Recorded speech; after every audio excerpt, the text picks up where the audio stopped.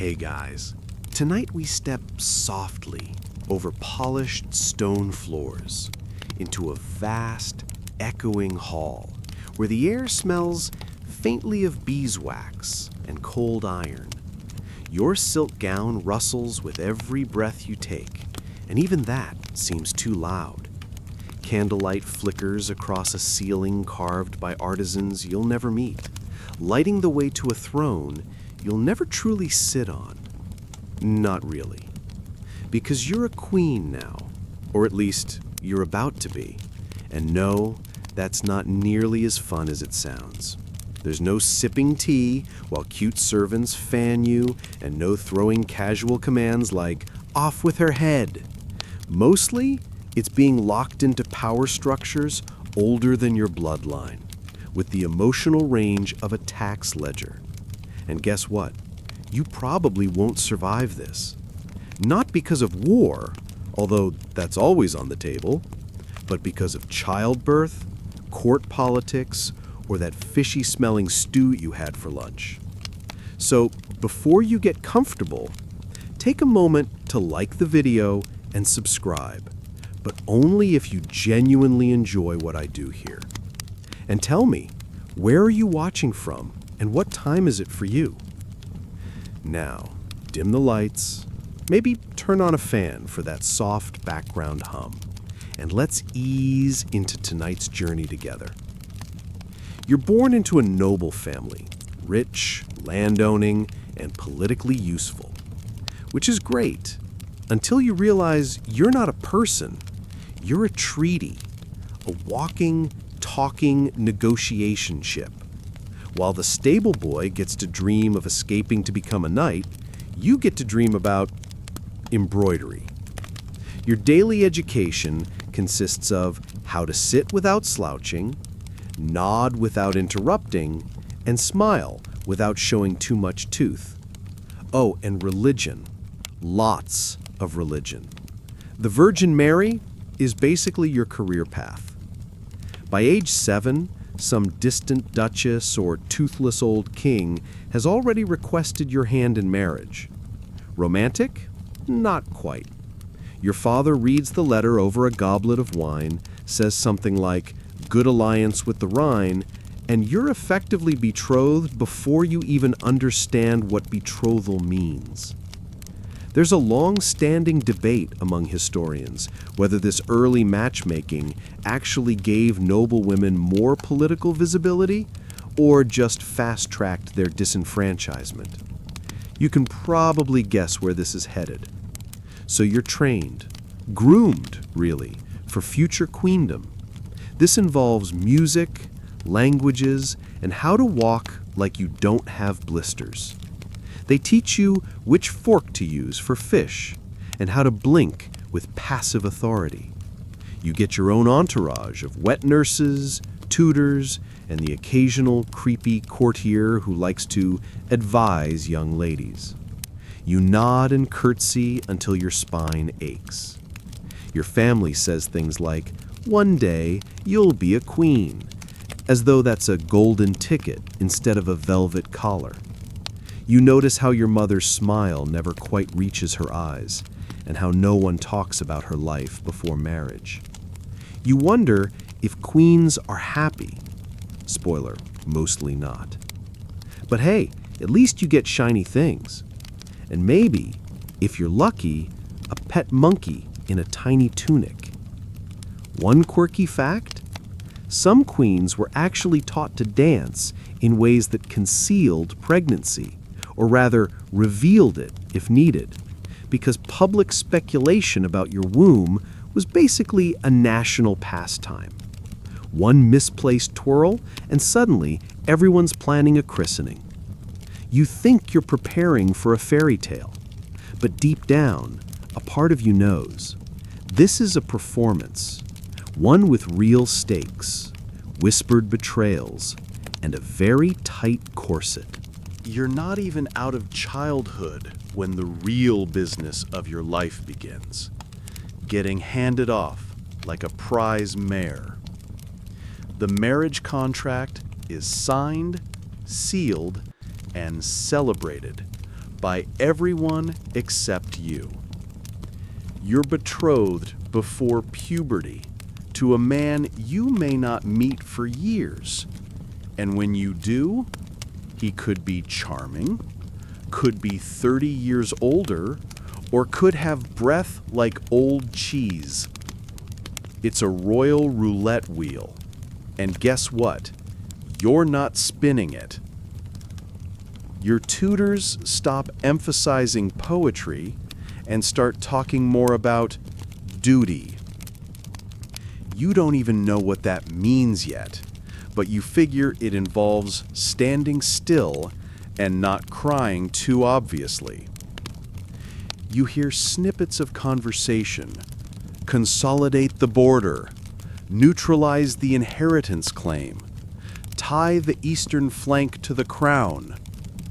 They aren't discussing your wedding colors. They're deciding which international headache you'll be sent to solve with your uterus. Now, here's a fun little tidbit. Your actual age isn't always legally clear. Historians still argue whether royal records adjusted girls' birth years to make them marriage-ready on paper. It wasn't uncommon for the church to grant a special dispensation if you weren't quite 12. Yes, 12.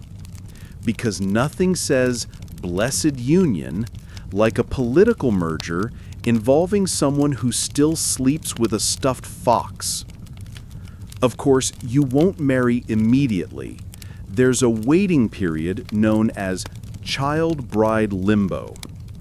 You write increasingly formal letters to a man you may or may not marry, get gifted expensive nonsense you don't know what to do with, a lapdog, a silver comb, a cursed necklace if you're lucky, and begin practicing your new name in calligraphy.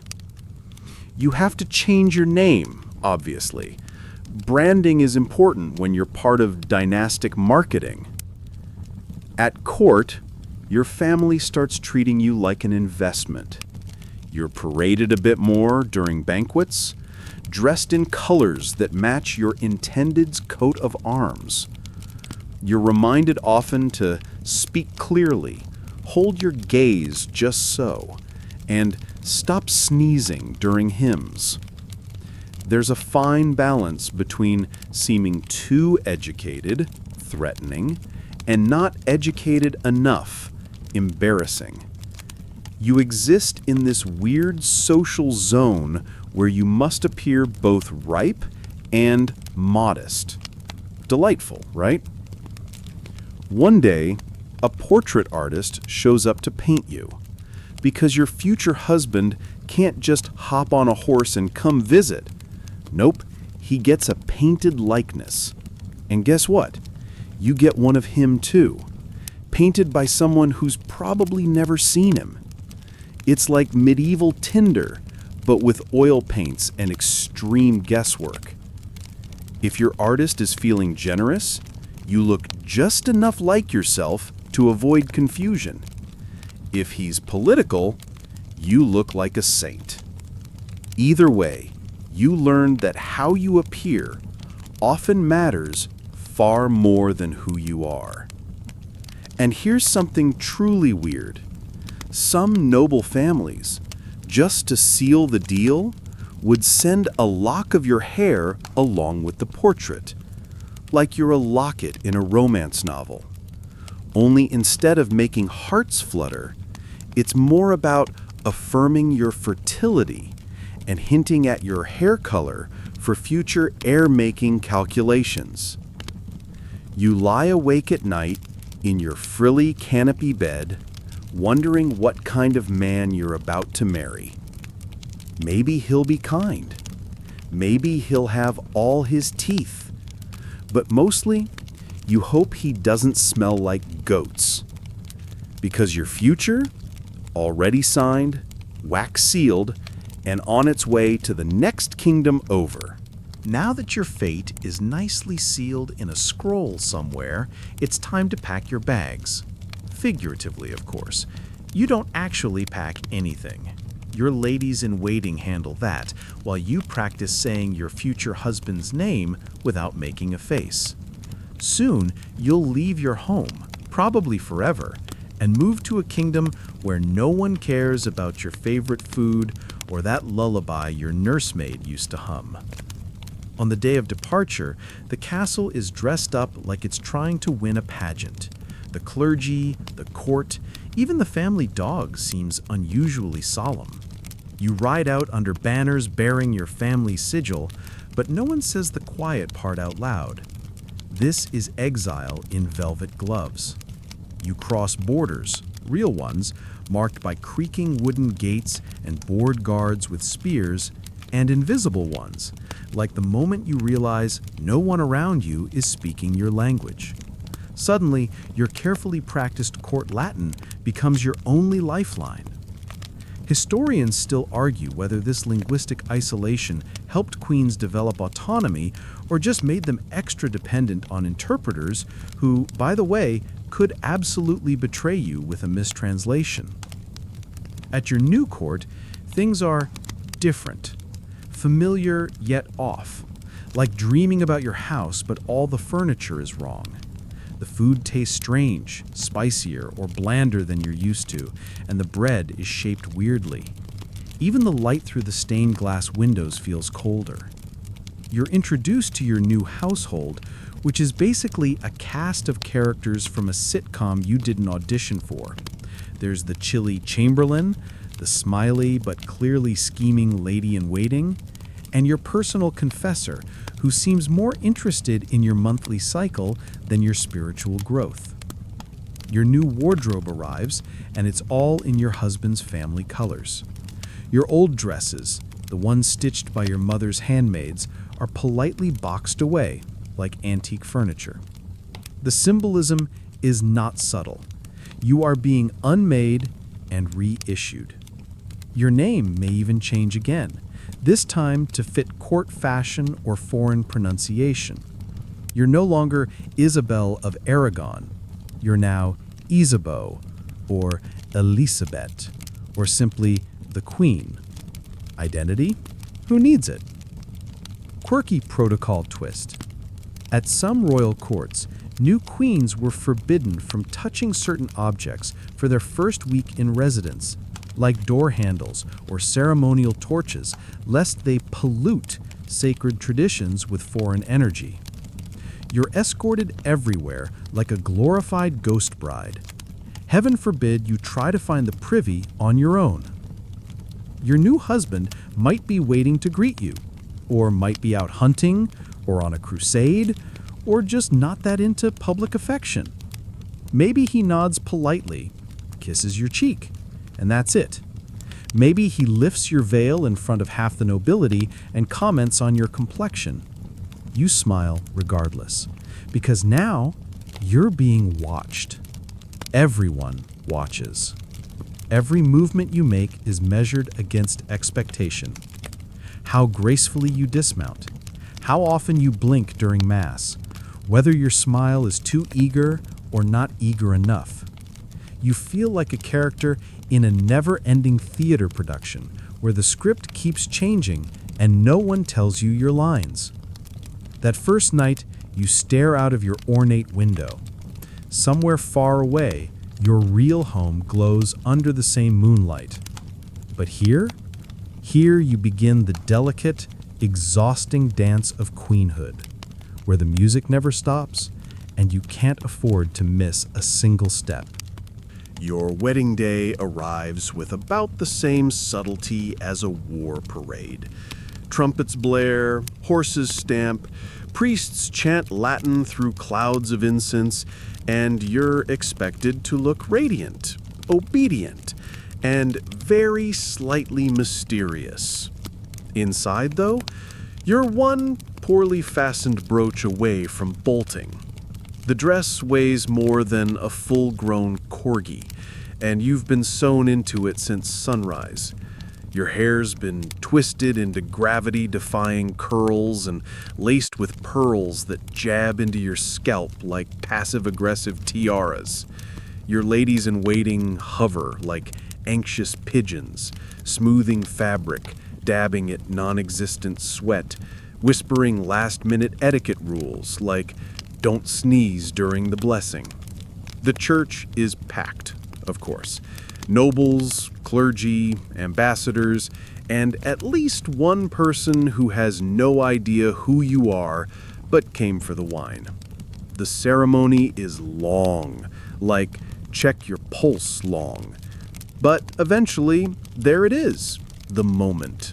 You and your husband kneel, exchange rings, receive the church's holy nod, and are declared husband and wife. Cue awkward kiss, public clapping, and a sudden awareness that you haven't had water since dawn. Now, here's where it gets weird. While Hollywood likes to fade out with music and a soft sigh, your night is just getting started. See, in many parts of medieval Europe, the consummation of a royal marriage wasn't just a private affair. It was practically a group project. While not every court went full spectacle, some did hold what's called a bedding ceremony. You're led to a room, your marriage chamber, accompanied by cheering nobles, clapping servants, and at least one bishop who looks far too comfortable. Some places required witnesses to stay in the room while the couple at least climbed into bed. Others took it a step further. In France, for example, they'd check the sheets the next morning for proof of consummation. If things didn't go well, say your new husband had performance anxiety or, passed out drunk, rumors could erupt within hours. Historians still argue whether these public rituals were more about ensuring legitimacy or just a glorified form of state-sanctioned nosiness. You lie there, stiff as a scroll, while your husband fumbles through layers of lace and expectation. Maybe he's gentle. Maybe he's done this before, several times. Either way, you're expected to bear it with dignity, because it's not about romance. It's about evidence. The sooner there's a baby on the way, the better for the throne. And no pressure, but your fertility now affects trade alliances, succession plans, and sometimes the political stability of an entire continent. No big deal. A quirky belief from the time? Some queens were given fertility potions before the wedding night, made from things like crushed pearls, powdered deer antler, and occasionally beetle extract. Tastes vary, so do side effects. Eventually, the crowd thins, the torches are doused, and the castle quiets. You stare up at a ceiling painted with stars, wondering if this is it, if this is what it feels like to be a queen. And somewhere deep in your bones, you know the wedding may be over, but the performance is just beginning. So, you're married, crowned, and technically in power. Except not really. You sit beside the king, your head adorned with a crown so heavy it feels more like a punishment than a prize, and people bow to you, sure. But behind every bow is a whispered calculation. What is she worth? Who does she serve? How much influence does she actually have? The answer? It depends. If your dowry included land, soldiers, or a particularly useful harbor, you might have a little pull. If not, well, congratulations. You're mostly ornamental, like a very expensive chess piece the court moves around during banquets. You attend council meetings, but only as a silent observer. You listen politely as men argue about taxes, sieges, and whose cousin insulted whose goat.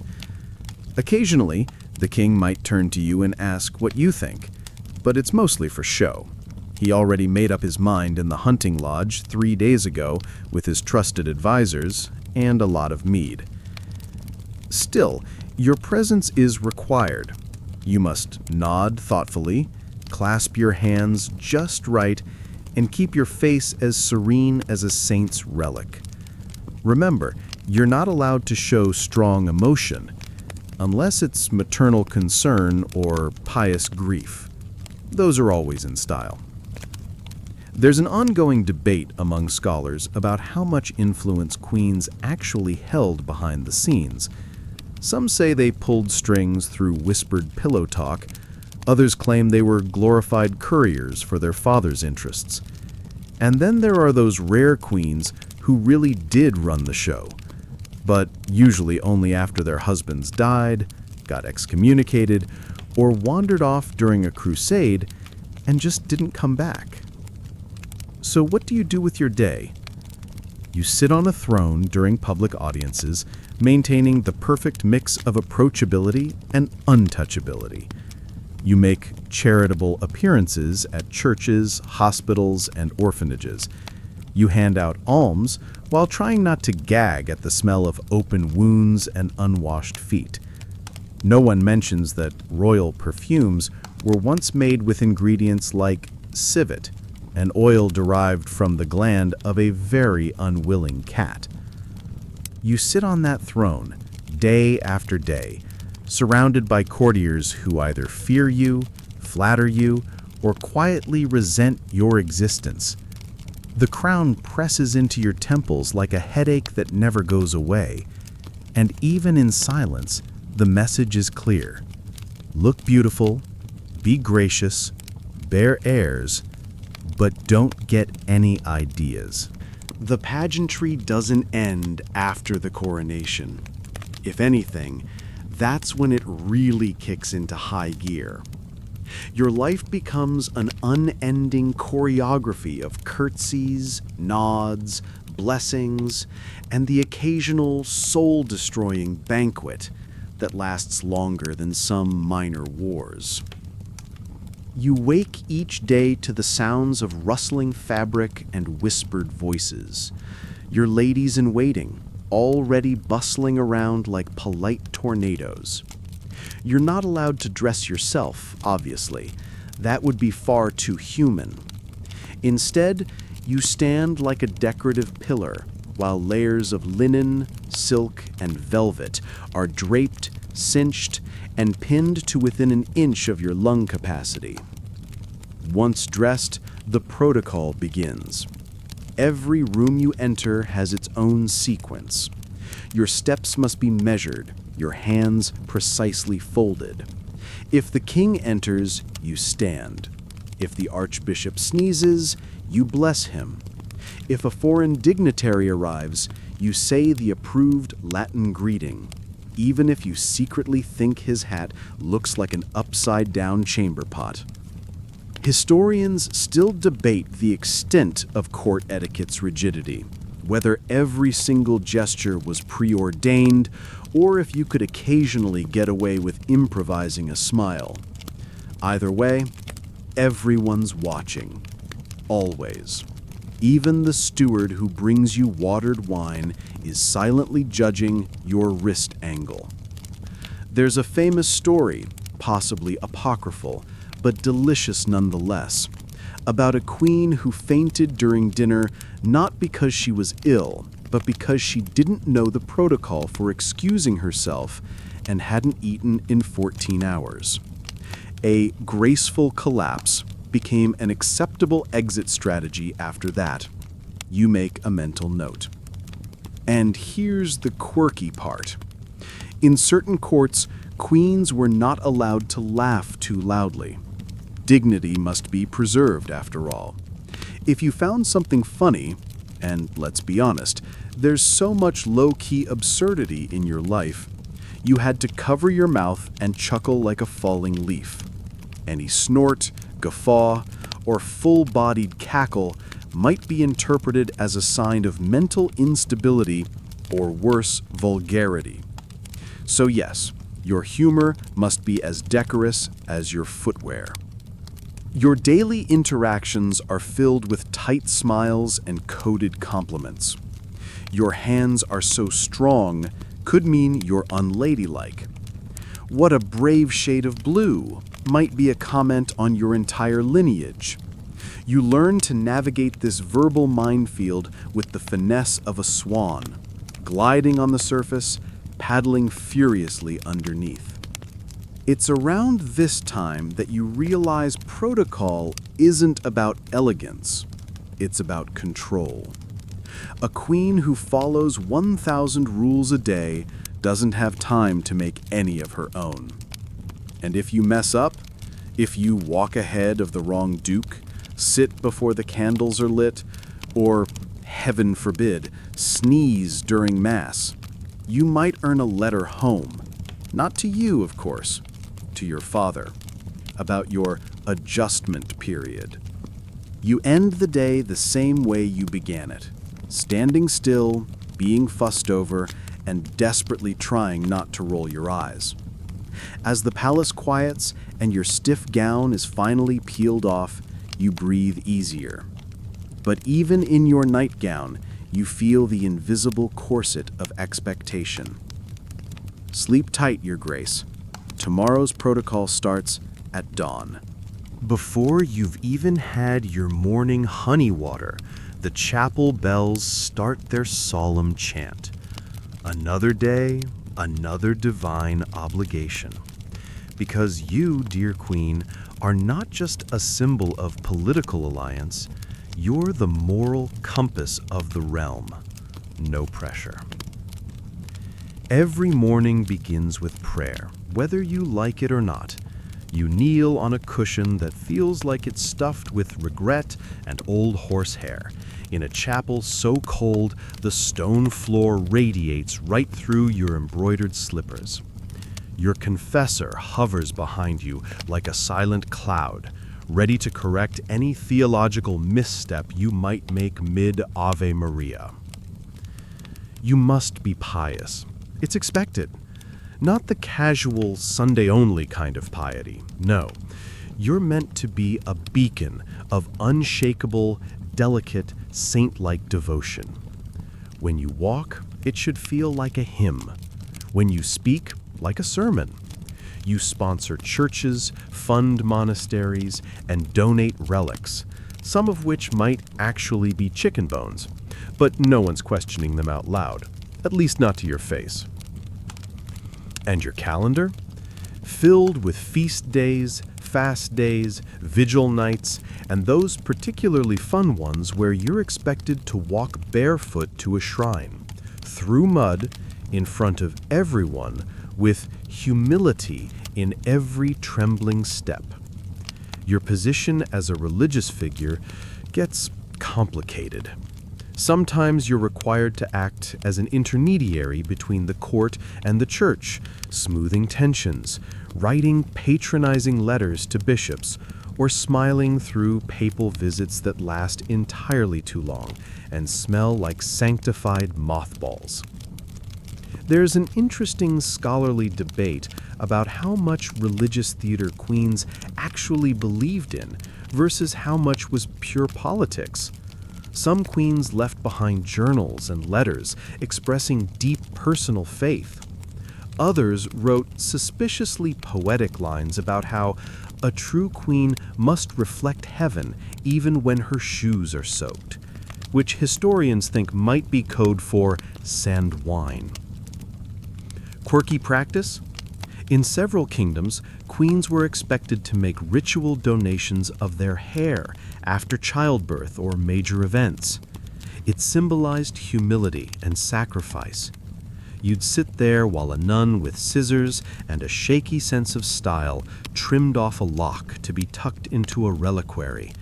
Congratulations, you've just become part of the holy decor. Meanwhile, the priests write glowing praises about your virtue, even if they don't know your favorite color or how much you resent being made to fast while pregnant. You spend hours in church, sometimes so long your knees go numb, and you start daydreaming about cheese wheels and warm baths.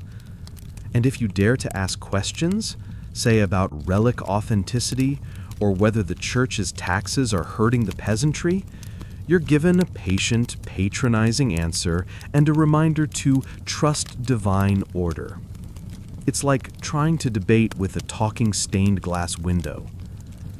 Still, you play your role. You fund a convent here, donate to a hospital there.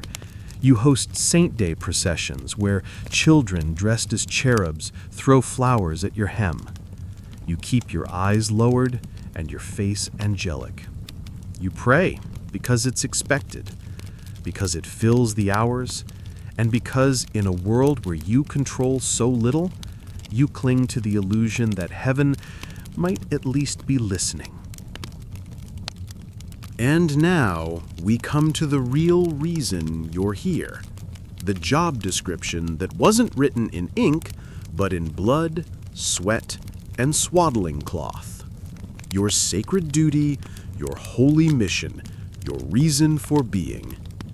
Producing heirs. Preferably male ones.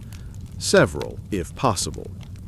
You are, for all intents and purposes, the kingdom's royal incubator. You quickly learn that everything, from your diet to your sleep to your dreams, is scrutinized through the lens of fertility. Eat too many figs? Someone whispers it'll warm your humors. Take too many cold baths? Now your womb's a winter wasteland. Even your mood is considered suspect. Too cheerful? You must be pregnant. Too pale? You must be pregnant. Too quiet? Definitely pregnant. Or plotting something, which is worse. Once you're confirmed with child, everything changes. Suddenly, people treat you like a porcelain saint. No writing, no spicy food, no climbing stairs. No laughing too hard, for fear it might jostle the baby. And certainly no stress, which is adorable given you're still managing a small court full of scheming nobles, demanding relatives, and a husband whose idea of emotional support is maybe not cheating this week. Your midwives become your shadow counsel.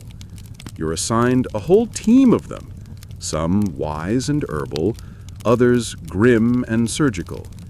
They whisper about lunar cycles and the position of Venus, and they keep a close eye on your cravings. A desire for onions might be interpreted as a sign of a boy. Pine nuts, girl. Historians still argue whether these folk beliefs helped ease the anxiety of childbirth or just piled more pressure onto a process that already terrified everyone involved. And yes, childbirth is terrifying. You've heard the stories. You've seen the ghostly stares of the queens who lost children, or worse, died giving birth. Statistically, your chances aren't great. If you make it through the labor without hemorrhaging, infection, or spiritual collapse, it's considered a win, a real feather in your bejeweled cap. And if the baby lives, now you're expected to recover instantly.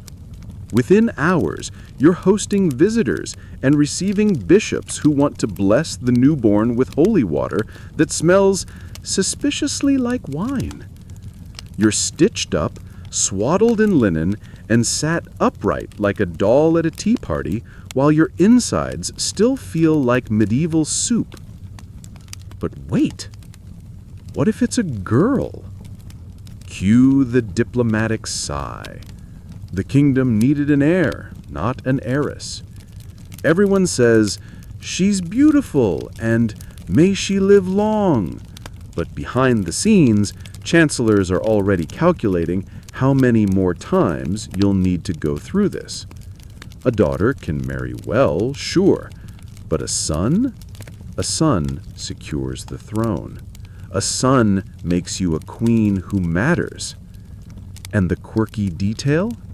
Some royal households hung different colored banners outside the queen's chamber depending on the baby's gender. gold for a boy, silver for a girl. So, before you've even held your child, your success or failure is embroidered and flapping in the breeze. You return to your chamber, sore, exhausted, and under pressure to conceive again as soon as decency allows. The court waits, the priests bless your loins, and your ladies whisper about fertility charms made of unicorn horn and ambergris. Because this is the job now. Birth, survive, repeat. Let's say, for a moment, that you're not currently in labor. You're simply unwell. Maybe it's a fever. Maybe your back aches from years of ceremonial sitting. Maybe you're just exhausted from being the kingdom's walking miracle factory. But here's the twist. You're not allowed to be sick. Officially, queens don't get ill. You're too noble, too pure, too wrapped in layers of symbolism and brocade to succumb to something as common as disease.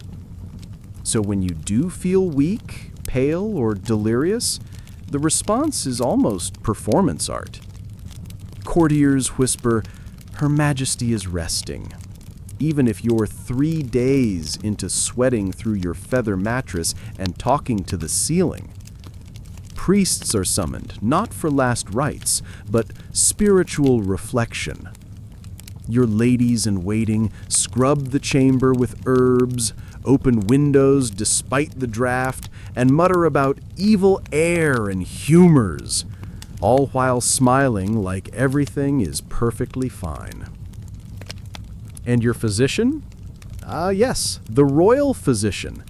A man who probably has 3 degrees in leech placement and a total of 0 understanding of bacteria.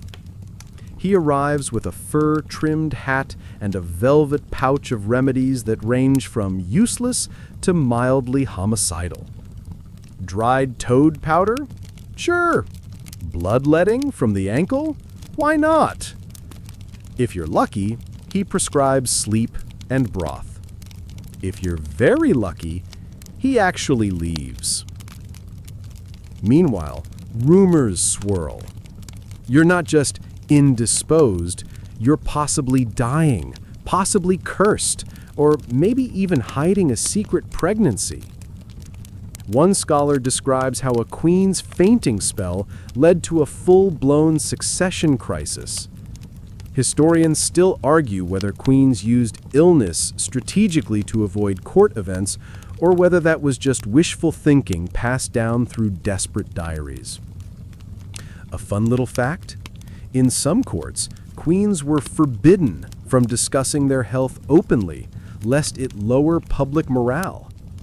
So instead, you write vague letters about lingering weariness or winter's melancholy, while trying not to cough blood onto the page. It's also worth noting that your royal bedroom is probably not ideal for recovery. It's vast, drafty, and always too loud or too quiet. People constantly come in and out. Maids, priests, messengers, even random nobles checking to see if you're still breathing. You never quite get to be alone with your pain. Even your sighs are overheard. And if, heaven forbid, your illness is connected to your womb, maybe a miscarriage or a stillbirth, it's not just tragedy, it's political fallout. You're given holy relics to sleep with. Pilgrims are dispatched to pray for your womb, and a royal astrologer shows up with a sheepish look and a vague chart suggesting Mars is displeased. Here's a quirky little superstition. It was once believed that placing a live frog on the belly of a sick queen could draw out the fever vapors. If the frog survived, you'd recover. If it died, well, best not to read too much into that. Eventually, if you recover, You're expected to reappear as though nothing happened. Flushed cheeks, stiff posture, pleasant voice. Smile at the lords, nod at the ladies, pretend your knees aren't trembling under your gown. Because to be a queen is to be constant, radiant, resilient, and absolutely, unquestionably fine. You're rarely alone. In fact, solitude becomes a luxury so rare it might as well be gilded and locked in the treasury. Every breath, gesture, and blink you make has an audience, and the most persistent members of that audience, your ladies in waiting. Ah yes, the ladies, a hand-picked entourage of noblewomen, each trained in the art of watching you without seeming to watch you. They help you dress, brush your hair, read you letters, and sometimes even sleep on a pallet nearby in case you wake needing anything. It's like being permanently chaperoned by your own courtly girl gang, only half of them might be reporting your dreams to someone else. These women are your constant shadows, trained in both flattery and espionage. They serve tea and smile sweetly, but make no mistake, some are loyal to your husband, others to their own families, and a few are only loyal to the rising tide of gossip. They're your confidants and your competitors, your stylists and your secretaries, your witnesses and, occasionally, your betrayers. Every hallway conversation you whisper, repeated. Every letter you dictate, noted. That time you rolled your eyes during morning prayers, discussed in someone else's solar before noon. Historians still debate whether queens formed meaningful alliances with these women or were simply encircled by well-dressed informants who smiled as they twisted the knife. And they're always there. During arguments with your husband, they linger just out of your shot, except not really. During childbirth, they hold your hand or fetch water, eyes wide with a mix of sympathy and calculation. Even your private moments, bathing, sleeping, quietly weeping in the candlelight, are only semi-private. There's always someone within reach, tidying a table or adjusting the drapes with a little too much focus. One particularly bizarre duty, at some courts, a designated lady-in-waiting was responsible for tracking your menstrual cycle. She recorded symptoms, spotted patterns, and reported to the royal physician, or worse, the king. If you suddenly weren't bleeding on time, everyone would know, sometimes before you did. Of course, not all ladies are spies. Some are genuinely kind. You bond with them over poetry or card games, share whispered jokes during boring processions, and laugh about which nobleman has the worst dancing. Occasionally, you even sneak a moment of real intimacy. A hand squeezed, a letter passed, a secret shared under heavy tapestries. But even in those soft moments, you're never sure. Was that kindness real? Will it show up in a report to your father-in-law? Or worse, become court gossip before supper? The tension never fully fades.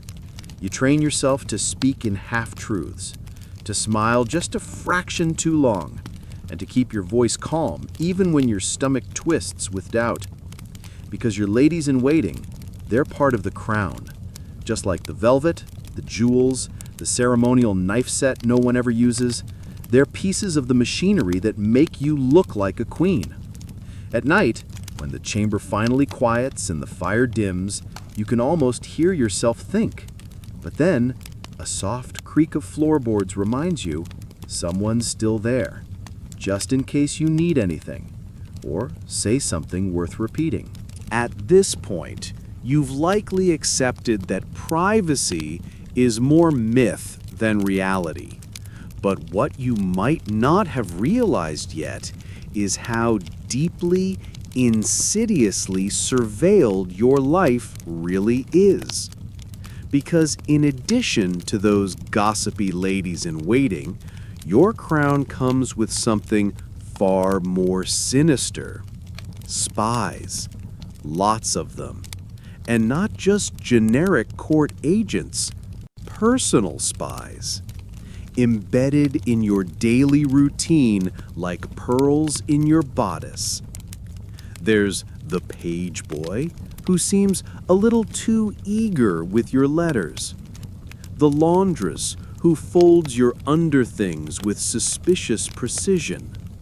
The chambermaid, who just happens to linger whenever you talk strategy with your brother's envoy. These aren't coincidences, they're placements. You see, your husband, benevolent, occasionally present, usually distracted, doesn't fully trust you. Why should he?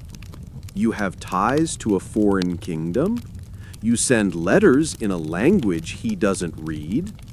You smile a little too warmly at that visiting duke. And you think. You read. You even, shocking, have opinions? No, better to keep a few pairs of eyes on you. And it's not just him. The court chancellor might have his own informants. So might your mother-in-law. And don't rule out your own family, who sent one or two loyal companions to keep you grounded. Yes, grounded, like a wayward teen with political leverage and a tiara. Historians still argue over how coordinated these spy networks were. Some claim they were isolated efforts. Others suggest queens were under near constant scrutiny from a tangled web of alliances and anxieties. Either way, you start to hear your own words echoing back to you in distorted form, reshaped in whispers behind tapestries and in the smoky alcoves of the great hall. You learn to be careful, to speak in layers, to lace your thoughts with metaphor and prayer. You become fluent in courtly subtext, how to agree without agreeing, how to warn without alarming, how to scold with a compliment. Your tongue sharpens while your tone stays soft. It's a linguistic ballet, and missteps are expensive. Here's a bizarre little fact. In some courts, queens' inkwells were refilled only by trusted staff because rumors abounded of poisoned ink that could stain both body and reputation. Can't be too careful when writing letters to your cousin the Duchess, who may or may not be harboring rebels. And the mail. Your correspondence is read. Of course it is. You could encrypt it, but codes draw attention. Best to bury your meaning in florid poetry and vaguely spiritual language. The garden blooms despite the frost might mean the nobles are rising again. My soul weeps at twilight could be he's planning a siege. It's all about how you phrase it. You can't dismiss servants without permission.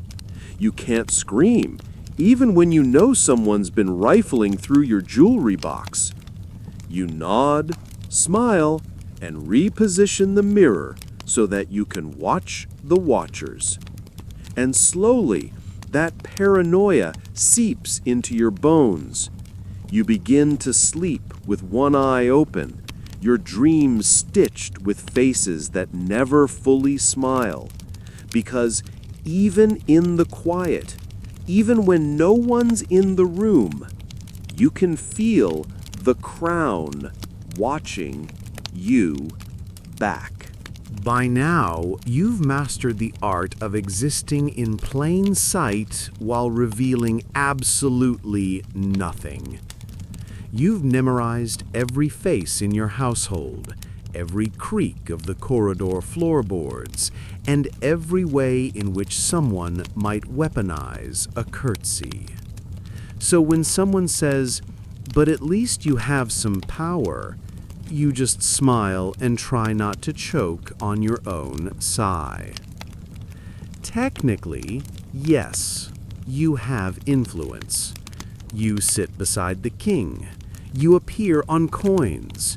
You have your own seal. You receive ambassadors, bless noble infants, and sponsor poets who write long, vaguely flattering odes about your moonlit patience. But real political power, that's still mostly the king's domain. You may offer advice, especially in domestic matters, court appointments, marriage arrangements, religious donations. But whether your husband takes that advice is an entirely different matter. And here's the fun part. If he does poorly, people blame you for not guiding him better. If he succeeds, you're just the smiling lady in the background of the tapestry. Still, you learn to play the long game. If he's in a good mood, you drop subtle comments over breakfast, small nudges like, perhaps the Earl of Westbridge deserves a second chance, or you looked so wise speaking with the bishop yesterday. Manipulation? No, just gentle encouragement from a devoted wife with absolutely no ulterior motive. None at all. Historians debate this queenly, soft power endlessly. Some argue queens held considerable behind-the-scenes control, especially when their marriages were more partnership than prison sentence. Others say this view is overly romanticized, and that most queens were little more than elegant puppets on silken strings. The truth? Probably somewhere in between, which is where you live every day. Your biggest advantage? Leverage. If you brought a strong dowry, say land, troops, or a trade route, you have a little bargaining power. Maybe your family is wealthy enough that your husband needs their continued support. Maybe your brother is the Duke of "Don't mess with me," and the king remembers that. That's where real influence begins, not from love, but from logistics. Quirky diplomatic tidbit. In some alliances, your marriage contract might give you the right to intercede for criminals, a queen's mercy list. You could request clemency for a handful of prisoners each year, which basically turned you into a royal vending machine for political favors. You keep a tidy mental ledger. One pardon for that baron's support, another for that nun who knows too much. Occasionally, a foreign envoy will ask to meet with you, not the king, you, because they know your smile hides strategy, and your embroidery hoop is basically a war council with better lighting. These moments are rare and fleeting, but you savor them. And still, you must act surprised when things go your way. "Oh, how kind of His Majesty to consider my suggestion," you say sweetly, knowing full well it was your relentless behind-the-scenes lobbying that turned the tide. Because that's the essence of your power, not in proclamations or armies, but in whispers, glances, and precisely timed generosity. You're not a ruler, not officially, but you are a force. One that knows how to smile like a saint and play like a queen. You've settled into your royal rhythm now. If a rhythm that includes permanent surveillance, political childbearing, and multi-layered gowns can be called settled. And as the days stretch on, you begin to realize something more chilling than your drafty throne room. Being queen is incredibly boring. Yes, you have banquets, feasts, court appearances, saint day ceremonies, garden strolls on carefully marked paths, and the occasional traveling procession. But these events follow such an unchanging script that by the 3rd year of your reign, you can predict exactly how many harpists will be slightly out of tune and how many nobles will comment on the roast venison. Feasts are the big excitement. Sure, you sit on a slightly taller chair next to your husband, trying not to wince as another bard delivers a poem comparing your eyes to the shimmering tears of heaven. You smile politely as musicians toot on bladder-powered instruments and dancers in tights leap around like startled deer, all while the nobles elbow each other to see who can sit closest and who can out-toast the room without vomiting into their goblet. The food is excessive. Whole roasted swans, pies with tiny sculptures baked into the crust, fish molded into the shape of fruits. It's impressive until you realize most of it's cold by the time it reaches your end of the table. Oh, and you're not supposed to eat too much. Queens are supposed to nibble, gracefully, always gracefully. Then there are the hunts. Technically, women don't hunt, but you might be invited to observe from a distant hilltop under a parasol, wrapped in wool and surrounded by chatty courtiers. The hawking parties are the same, watching men shout at birds while pretending they're not doing it to impress you. Sometimes you try to spice things up by initiating a poetry contest or holding a ladies' debate on virtues like mercy or chastity. This is met with gentle approval and zero enthusiasm. It's not that anyone objects, it's just that no one actually cares. The court likes predictability. You, thinking thoughts, is a little much. Historians still argue whether queens of the Middle Ages truly suffered from tedium, or if modern writers simply project boredom onto their gilded lives.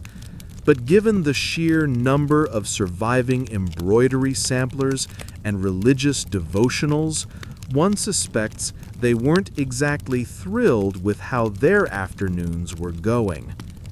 Speaking of embroidery, yes, it's your go-to pastime. You stitch while listening to your chaplain drone on about divine balance. You stitch while pretending not to overhear noble gossip. You stitch your initials into everything from altar cloths to baptismal robes.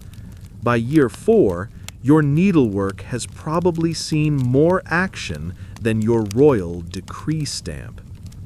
And for something bizarre, in certain courts, it was considered unlucky for queens to look directly at a jester during an eclipse. Why? Who knows? But it did mean you once had to sit through a shadowed banquet while avoiding eye contact with a man in a floppy hat ringing bells at you. The Middle Ages, ladies and gentlemen. So you smile, curtsy, and nod through another perfectly orchestrated court affair, secretly counting how many spoons are on the high table. 11. Same as yesterday. Same as always. let's talk hygiene. Because if you're imagining your royal life includes fragrant rose petal baths and lavender-scented linens, well, you might want to lower your expectations. Yes, you're a queen, but you're a medieval queen. And that means cleanliness is more about perception than practice. Your bath schedule? Flexible at best.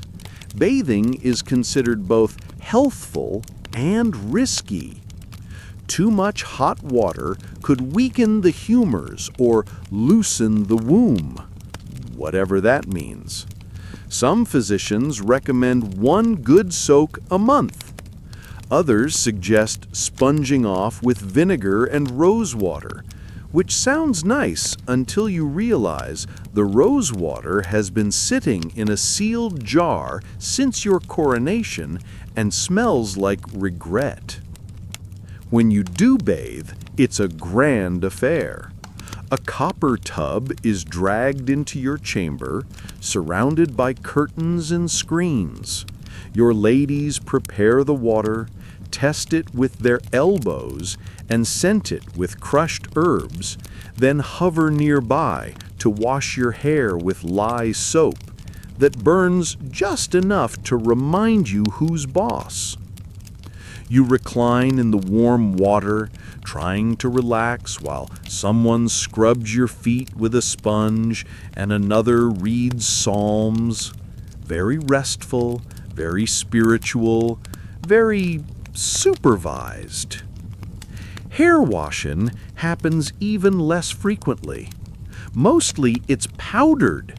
Yes, powdered with starch or scented chalk to absorb oil and give the illusion of volume. You might also apply a blend of orris root and amber to make it smell heavenly, although your definition of heavenly becomes skewed once you've inhaled enough dried lavender to embalm a saint. Lice? Oh, they're very much a thing. Even queens get them. That's why your combs are carved with such fine teeth. Delousing is part of the daily routine. It's considered so normal, some queens had official nitpickers on staff. A truly elite job title. One charming court superstition held that combing your hair exactly 100 times before bed would ward off headaches, evil spirits, and most importantly, infidelity. Your arm is sore by stroke 70. By 75, you're tempted to call it a night and just risk the spirits. And clothes? You don't wash those daily. Gowns are precious, handmade, layered, and difficult to clean. So instead, you wear linen underthings that do get changed and occasionally washed, while your outer garments get spritzed with perfumes or hung over lavender-scented coals. Sometimes you just cover up yesterday's smell with more smell. Scholars debate whether medieval royalty understood germ theory. They didn't. Or if their obsession with masking odors indicated an awareness of disease transmission. It didn't. What they did believe was that illness came from miasmas, bad air. So as long as your room smelled vaguely floral, you were practically invincible.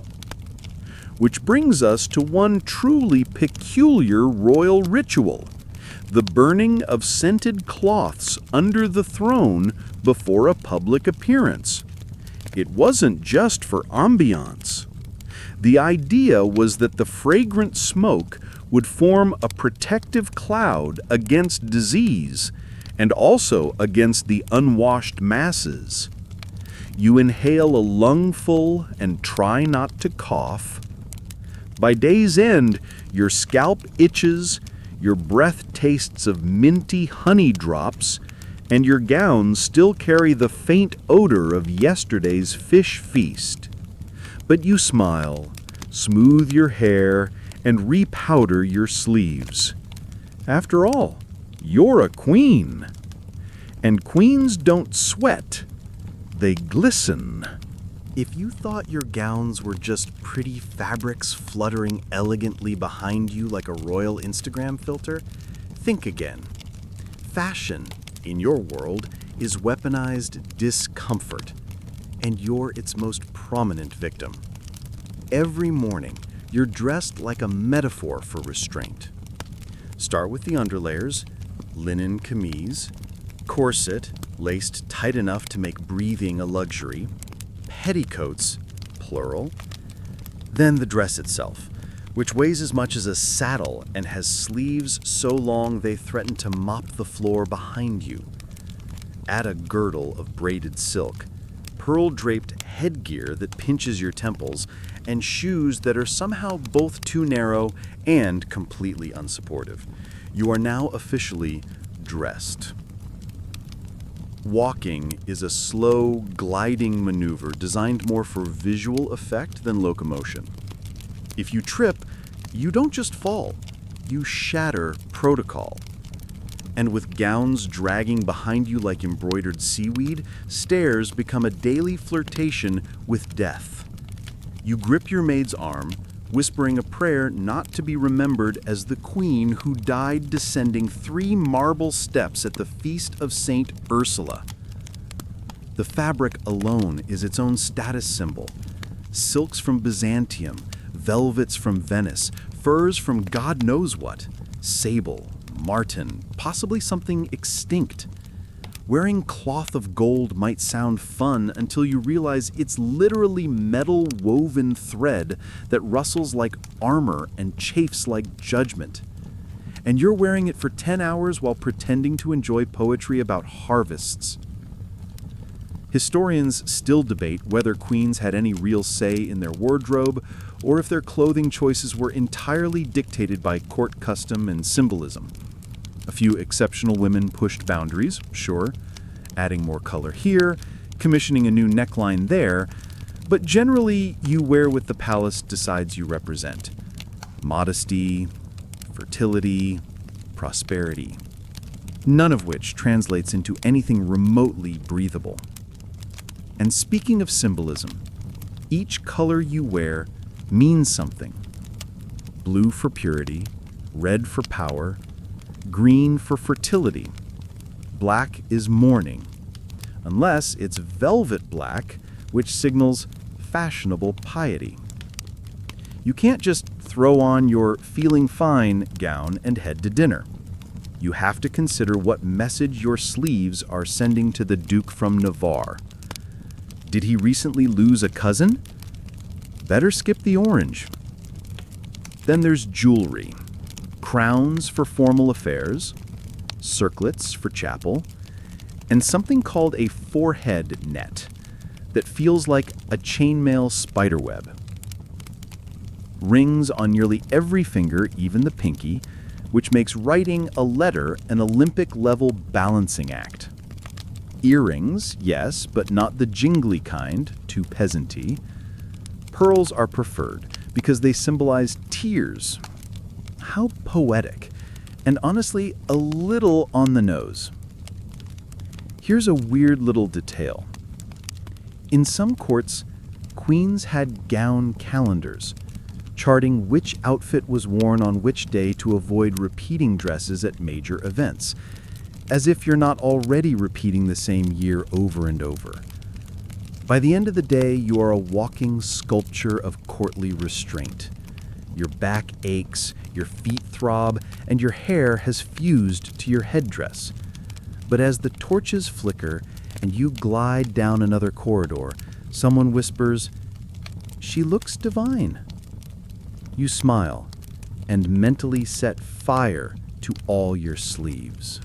They never warn you about the in-laws. Sure, you were prepped for court etiquette, geopolitical alliances, and how to eat pigeon gracefully. But no one really prepares you for your new family, the royal in-family, who might just be the most dangerous part of your new life. Especially one particular figure, your mother-in-law. She's not just a matron in a tall hat offering advice about porridge and prayer. No, she's often a former queen or dowager or duchess, and she has the experience, power, and emotional subtlety of a chess grandmaster. And lucky you, she doesn't quite trust you. You're new, after all, foreign, with new ideas, different manners, a new scent, a new smile, and worst of all, you're here to replace her. Not in her heart, but in her court. Her seat at feasts, yours now. Her sway with the king, yours, theoretically. Her household staff, now reporting to you. She may nod sweetly, but underneath that wimple is a mind already deciding whether to absorb you or destroy you. This woman could command more loyalty from the palace staff than your crown does. She trained the king. She may have ruled as regent. She knows where the metaphorical and possibly literal bodies are buried. And while you're still figuring out which spoon is for eel putting, she's 3 moves ahead, assigning your maid to new duties because that maid was your only honest ally. There's an ongoing historical debate about just how much control dowager queens and royal matriarchs exerted behind the scenes. Some argue they formed a parallel court, a sort of shadow administration fueled by family ties and shared wine. Others believe their influence declined sharply after the coronation of the new queen.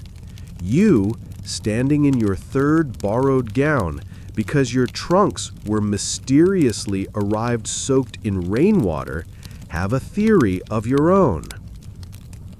Even if the mother-in-law doesn't actively sabotage you, there are layers of challenge. The siblings, your new brothers and sisters-in-law, might be either allies or land-hungry rivals. That charming younger brother of the king, he once tried to have a different queen declared unfit because she didn't laugh enough. And your sister-in-law? She's been eyeing your jewels with all the subtlety of a hawk circling a rabbit. And it's not just about you fitting in. You have to compete for influence. There's only so much royal attention to go around. And if you're not careful, your in-laws will fill every political vacuum you leave. You miss one feast due to a headache, and suddenly your brother-in-law's wife is hosting her own gathering with suspiciously similar table linens. Quirky custom? In some medieval courts, a queen was expected to present a ceremonial gift to her mother-in-law within days of her arrival, usually something symbolic, like fine cloth or rare perfume. It was meant to establish harmony, though scholars suspect it was really just a test. Did the new queen understand protocol, subtlety, and the value of scented bribery? You learn quickly. Learn when to compliment, when to retreat, when to let her accidentally overhear you praising her wisdom. Because as long as she holds influence over your husband, or worse, your children, you must play the game. And hope she never decides you've outstayed your welcome. The palace smells sweet today. jasmine, crushed cloves, maybe a touch of myrrh drifting through the corridors. You'd think this was a good sign. A feast, a holiday, perhaps someone's saint day. But no, this level of perfume means something else entirely. Someone suspects poison. Yes, dear Queen, you now live in a world where scent is both fashion and warning. Perfumed air masks foul intentions. That vial of rose oil your handmaid brought? Better have someone else try it first. Because the truth is, queens in medieval Europe were always just one suspicious goblet away from their final procession.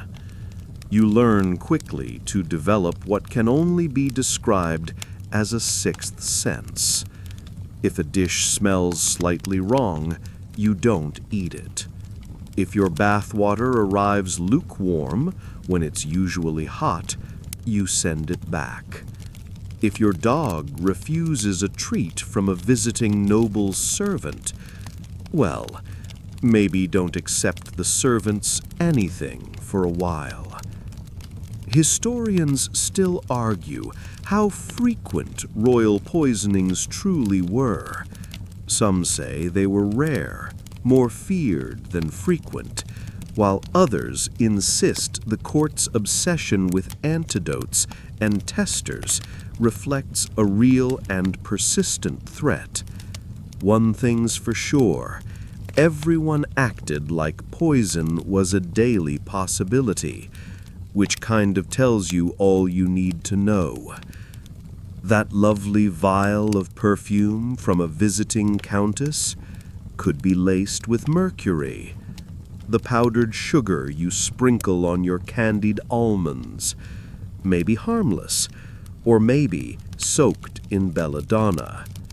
Even your cosmetics are suspect. Lead-based face powder is trendy right now, which gives you a fashionable glow and slowly eats through your skin over time. Charming. Which brings us to one absolutely bizarre fact. Some queens wore amulets containing ground-up emeralds or crushed toads, believing they would change color or vibrate slightly in the presence of poison. Spoiler, they didn't. But hey, it's nice to believe in something, even if that something is a petrified amphibian swinging from your neck. To help detect danger, you employ tasters, usually servants with strong stomachs and short contracts. They sample everything: wine, bread, even your hand creams. One poor soul nearly fainted once after eating a pickled egg because it tasted funny. Turns out it was just pickled. But you still sent him home with extra coin. It's the thought that counts. And it's not always about food. Poisoned letters, poisoned gloves, poisoned lipstick. Yes, there are accounts of women rumored to coat their lips with venom to deliver fatal kisses. You keep that in mind when your husband's cousin greets you with an especially enthusiastic peck on the cheek. You develop your own rituals. A sip of wine only after your cup has sat untouched for 10 minutes. Eating only from the middle of the platter. Always lighting your own incense. You even find yourself counting the bites you take during formal meals. 5, 6, then done. Just enough to be polite, not enough to fall over. And yet you smile, always smile, because fear in court is like blood in the water. Show it, and you'll attract sharks in brocade and pearls. So you nod, you toast, and you dab rose water on your wrists, even if the scent now makes your heart pound. Because in this palace, even the perfume might bite. The bells toll low and slow today, their echoes seeping through the thick castle walls like cold mist. Somewhere in the hall below, a tapestry is being taken down, replaced with a darker one. You've lit your morning candle, slipped into your somberest black velvet gown, and no one actually knows whether you're truly grieving or just performing it. Because for a queen, mourning is theater. Whether it's your mother who died or your third cousin's hunting falcon, you're expected to cry just the right amount. Not too much, that's weakness. Not too little, that's scandal. You sit stiffly in the chapel, veil draped dramatically over your face, hands clasped with just the right tremble. And yes, someone's probably timing it. Of course, some losses are real, raw, and shattering. A child, a sibling, a friend. But grief, for you, is never private. You cry before bishops and diplomats. You're expected to say saintly things like, "He has gone to a better place," even if you want to scream into a pillow and punch your canopy bed. But punching is unladylike, and the bed is an antique. The death of a loved one means your chamber becomes a rotating door of condolences, gift baskets, and passive-aggressive flower arrangements. You're offered blessed bread, wax figurines of saints, and once memorably, a sacred fish preserved in salt. Comforting. And here's the twist. You're also expected to comfort others. Even when the deceased was your child, your husband, or your last remaining sibling, the court will still expect you to say soothing things like, "We must have faith," while your own bones are hollow with sorrow. Historians continue to debate whether queens used mourning to quietly consolidate influence. The theory goes, while men retreated into war or drink, grieving queens took charge, organizing funerals, appointing advisors, guiding heirs. There's even a record of one queen using her mourning period to secretly alter the court's line of succession. Passive? Not quite. But for most queens, grief is simply another courtly burden to carry in silence. One strange medieval mourning ritual, in some kingdoms, queens were required to wear iron keys stitched into their gowns during bereavement. The keys symbolize the locking away of sorrow. Elegant, subtle, heavier than they look. You're also likely given a mourning wardrobe, sometimes in grim shades of black or dark purple, velvet, wool, or the occasional silk, depending on the status of the deceased. No embroidery, no jewels, no color. You become a ghost of yourself, floating from chapel to dinner and back, draped in gloom and expectations. Sometimes you wonder what would happen if you broke the mold, laughed too soon, cried too hard, refused to attend the funeral altogether. But queens don't get to choose how they mourn. You follow the rites, say the prayers, and nod when people tell you how brave you are. Your bed, when you finally retreat to it, feels colder than usual. Even the tapestries seem muted. But before you let yourself sob, one last lady-in-waiting knocks softly and asks, "Would your majesty like more incense?" You nod. The door clicks shut, and finally you allow a single tear. Just one, because any more might be seen as weakness, or worse, ambition. So, you've produced an heir, maybe two. You've followed every courtly rule, embroidered your way through a lifetime of ceremonies, and survived childbirth multiple times. Surely now, you've earned a little security, maybe even some affection. But then, she shows up. No fanfare, no trumpets. Just a soft whisper in the corridors, a smirk from a page boy, a knowing look exchanged between two of your husband's counselors. Suddenly, there are new footsteps in the garden, a new set of laughter echoing through the stone halls, and a face at dinner that isn't yours, smiling a little too easily. Your husband has a mistress. Of course he does. This isn't uncommon. In fact, in some courts, it's practically expected. Kings are men of appetite, after all.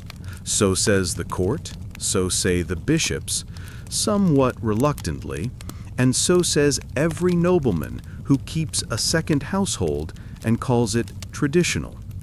There's even a word for this shadow arrangement, morganatic, a relationship without succession rights, usually.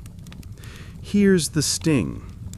While you're the crowned queen, she's the one who gets the smoldering glances, the poetry, the unguarded laughter. She doesn't have to observe etiquette. She doesn't wear 30 pounds of velvet to dinner. She gets the king's attention, and sometimes his protection.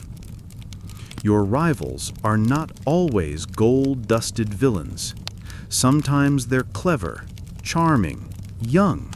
Sometimes they're former ladies-in-waiting. Oh yes. Sometimes they're quiet, almost saintly, until you learn they're slipping unsigned notes to ambassadors and managing entire estates behind closed doors. Historians argue whether queens had the power to push out these rivals. Some did, wielding enough influence to force a discreet dismissal. Others simply endured, knowing any protest would be seen as jealousy, or worse, a political liability. But this isn't just personal. It's dangerous.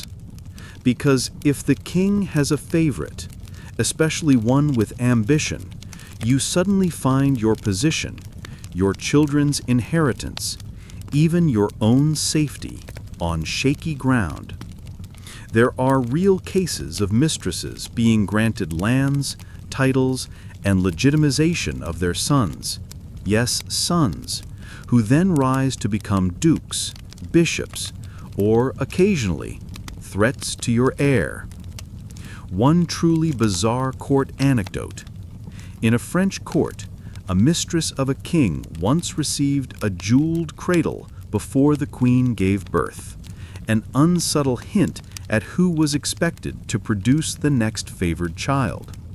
The queen, reportedly, smiled serenely, and then commissioned a larger cradle. It's all about optics, dear. You, meanwhile, must keep playing your part. You host banquets where she's in attendance. You acknowledge her presence with polite nods. You even help negotiate marriage contracts for her children, pretending they're not sired by your husband. And behind closed doors, you stew in quiet fury, or quiet grief, or quiet strategy. Some queens turn to religion, others to art, a few to retaliatory affairs, scandalous but rarely confirmed. You consider every move, because anything too emotional will be seen as unseemly. Anything too strategic will be seen as scheming. You hold your children close, eyes always on the court, because that woman with the golden braid and smug little laugh, she may not have a crown, but she has attention. And in a palace like this, that's power. It starts with a cough in the kitchens, or maybe a limp body pulled from the river. Then the whispers begin. Someone saw a cart of corpses being wheeled through the lower town. A monk says the bells are tolling too often. A midwife refuses to enter the north gate.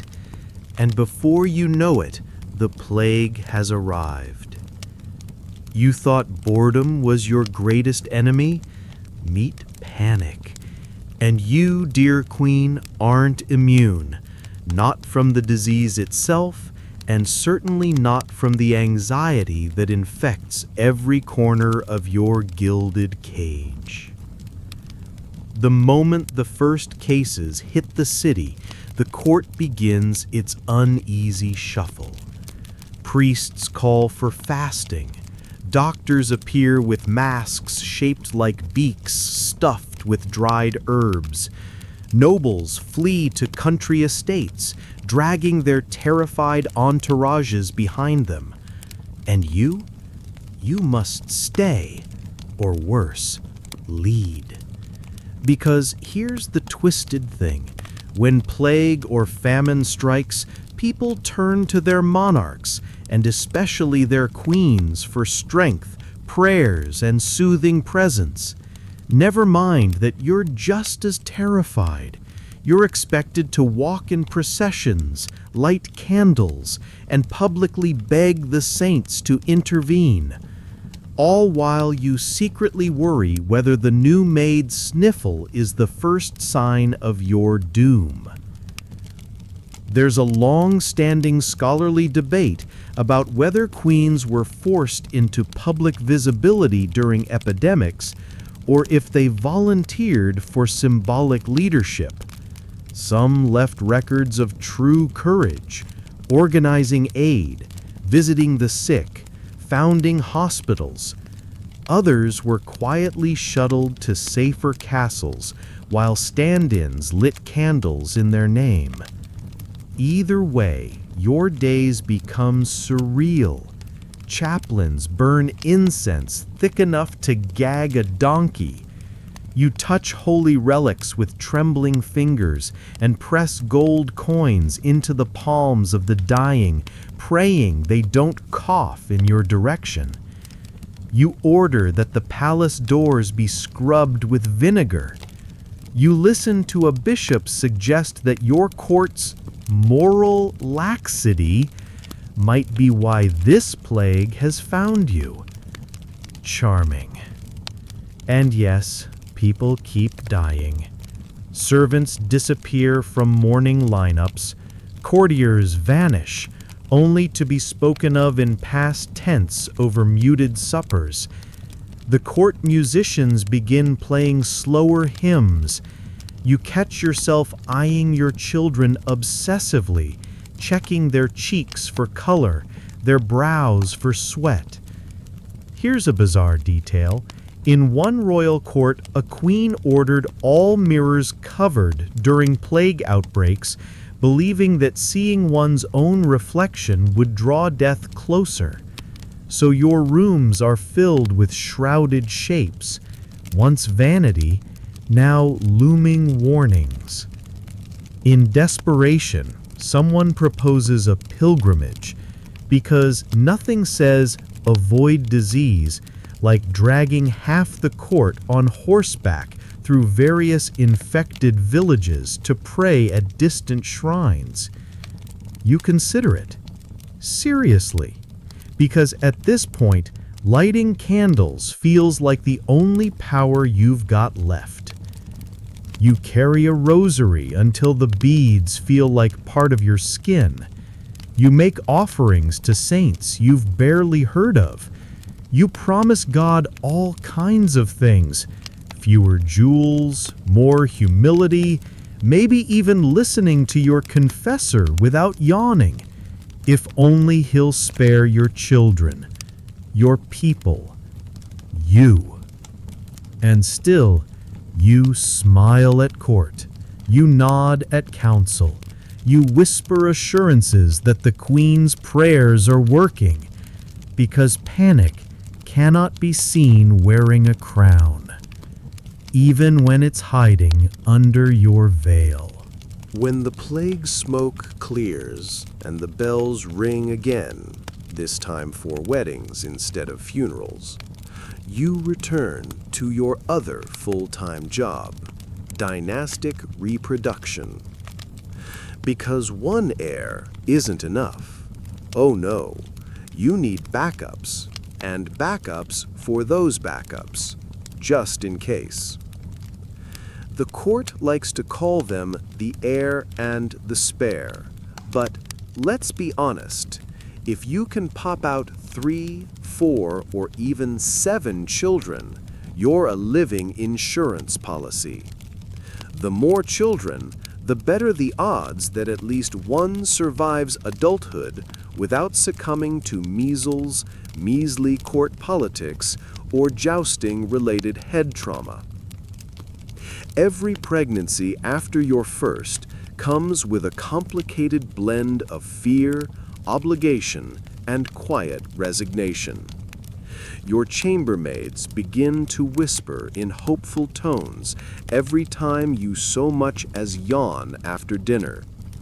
Your confessor appears more frequently, asking if you've had any signs. And your ladies-in-waiting start placing speculative bets on names, gender, and, strangely, astrological alignments. The thing is, you're not just raising babies, you're raising future assets. Sons to inherit crowns or command armies, daughters to be married off like elegant chess pawns to dukes, emperors, or that cousin of the king who owns a strategic port. Each child is a negotiation waiting to happen. There's a very active debate among historians about how much emotional connection queens were allowed or able to have with their children. Some records show deep affection and elaborate gifts. Others paint queens as distant, ceremonial mothers who rarely saw their own offspring. The truth likely depends on survival. It's hard to get too attached when illness and political maneuvering can snatch your child away without warning. Still, you love them. Of course you do. You watch their sleeping faces at night, count their fingers during morning prayers, and commission miniature portraits to keep near your bed. You write them lullabies, invent games, and once scolded a bishop for terrifying your 5-year-old with talk of damnation. He apologized, meekly. But nothing is ever simple. One son is headstrong and impulsive, clearly destined for command, which terrifies you. The other is frail but brilliant, already quoting scripture and asking unsettling questions about mortality. Your daughter is clever, watching everyone with eyes far too old for her age. She reminds you of yourself, that both comforts and terrifies you. And then there are the titles. Each child is given one, the Duke of this, the Countess of that. You don't get to name them freely either. Every name must honor some dead relative, appease some living one, or reflect a long-lost treaty.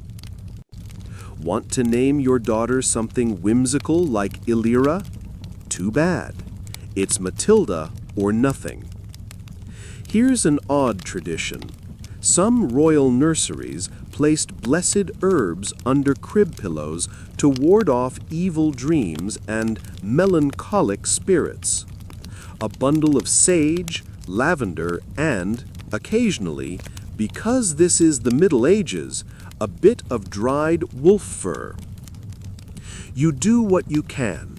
You pray, you supervise their tutors, and you try to ensure they're raised with both strength and kindness, even if the court would prefer only the former. Because one day, your child might wear a crown, and you want to believe they'll wear it better than you have to. Now that you've got a proper litter of heirs roaming the castle like very well-dressed, politically significant kittens, your next royal obligation rears its calligraphy-stained head: diplomacy. Yes, dear Queen, you're now expected to be a correspondent, a communicator, the elegant ink and parchment glue holding half of Europe together. But don't imagine anything fun like quick notes or casual updates. These letters are events. You spend hours composing formal, florid messages to other queens, noble women, bishops, abbesses, and sometimes to kings if your husband wants to avoid talking to them himself. Your role? To express courtly warmth, inquire about various illnesses, and hint at upcoming alliances with all the subtlety of a velvet-wrapped dagger. Your letters must be poetic, yet precise, tender, but not too tender. You have to reference saints, recent feast days, and mutual acquaintances. Bonus points if you can throw in a Latin proverb or two. You do this while being watched by a scribe who corrects your Latin declensions with the smuggest face you've ever seen. And no, you can't just say what you mean. That would be dangerous. Political letters are built on euphemism. The breeze in our orchard grows strong might mean we're considering a military alliance. The roses have not blooms this season could mean your son insulted my ambassador and I'm furious. There's scholarly debate about how much real decision-making queens wielded through their letters. Some historians point to elaborate royal correspondences as evidence of genuine influence. Others suggest queens were more like beautifully scripted mouthpieces. Either way, it's a full-time job pretending you're just discussing embroidery techniques when you're actually securing your daughter's potential marriage. A truly odd detail? Certain royal courts believed that sealing wax color mattered. Red for passion or urgency, blue for religious matters, green for diplomacy, and black for mourning. Choose the wrong color, and suddenly your letter about visiting a convent is interpreted as a declaration of grief, or worse, rebellion.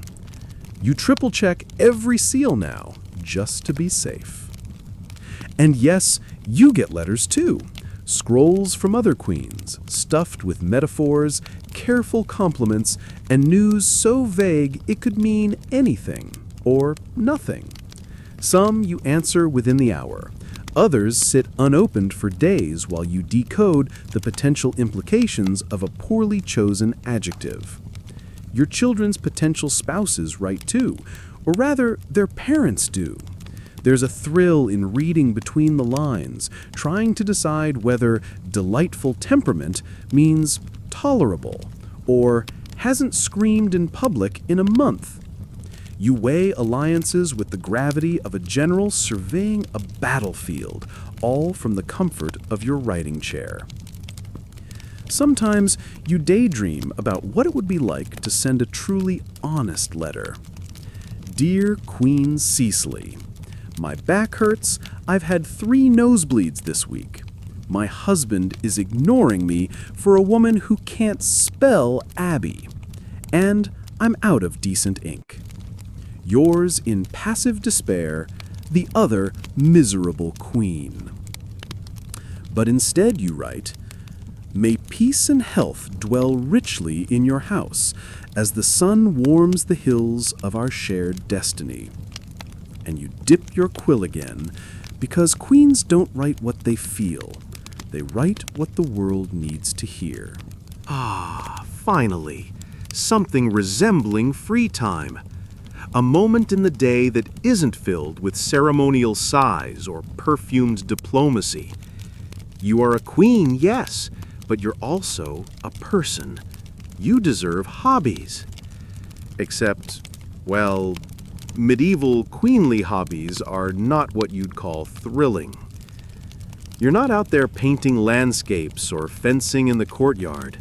No, your free time is governed by the same logic that runs the rest of your life: dignity, devotion, and no sudden movements.